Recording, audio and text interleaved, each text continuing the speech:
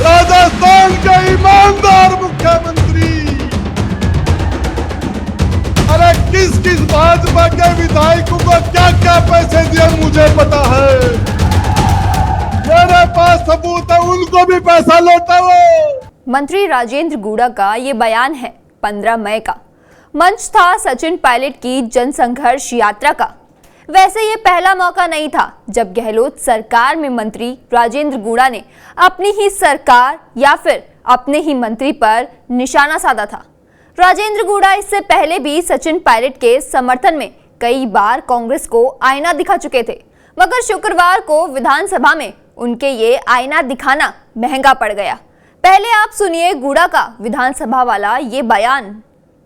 ये स्वीकार किया जाना चाहिए, सच्चाई है कि हम महिलाओं की सुरक्षा में असफल हो गए। और ये राजस्थान में जिस तरीके से अत्याचार बढ़े हैं महिलाओं के ऊपर, मणिपुर के बजाय हमें अपने गिरेबान में झांकना चाहिए।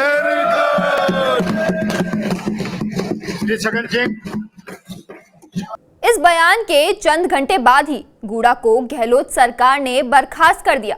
अब राजेंद्र गूड़ा कौन है और क्यों वो अपनी ही सरकार के खिलाफ बगावत कर रहे हैं, तो इसके लिए आपको ले चलते हैं 2018 में, जब कांग्रेस सत्ता में आई थी मगर उसके पास पूर्ण बहुमत नहीं थी। तो उस वक्त गहलोत सरकार को समर्थन कर रहे थे निर्दलीय और अन्य पार्टी के करीब 20 विधायक। उनमें से राजेंद्र गूड़ा भी एक थे।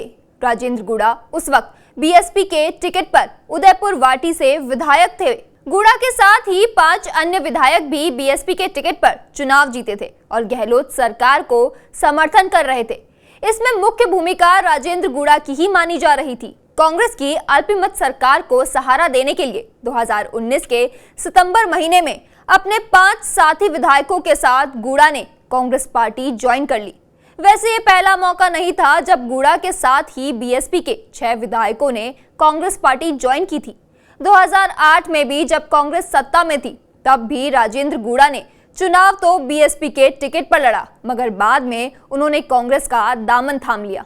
अब 2 बार गहलोत का साथ देने के चलते गूड़ा को गहलोत खेमे का सबसे विश्वसनीय माना जाने लगा। 2008, 2018 और 2020 में भी जब सचिन पायलट ने डिप्टी सीएम रहते हुए अपने 19 समर्थित विधायकों के साथ बगावत की थी, तो राजेंद्र गूड़ा अंगद के पैर की तरह गहलोत के साथ डटे रहे। गूड़ा के बेटे के जन्मदिन पर आयोजित सभा में आए सीएम गहलोत ने कहा था कि गूड़ा नहीं होते तो मैं आज सीएम नहीं होता।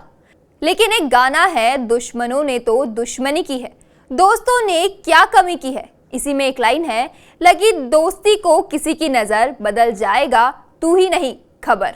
जी हाँ, गूड़ा और गहलोत की दोस्ती की दुश्मनी में बदलने की वजह मानी जाती है 2021 में मंत्रिमंडल विस्तार।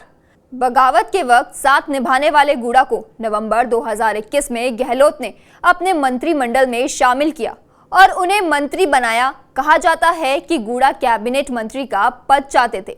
उस वक्त गूड़ा ने कहा था कि उन्हें लाए हुए व्यक्ति को उन पर मंत्री बना दिया गया।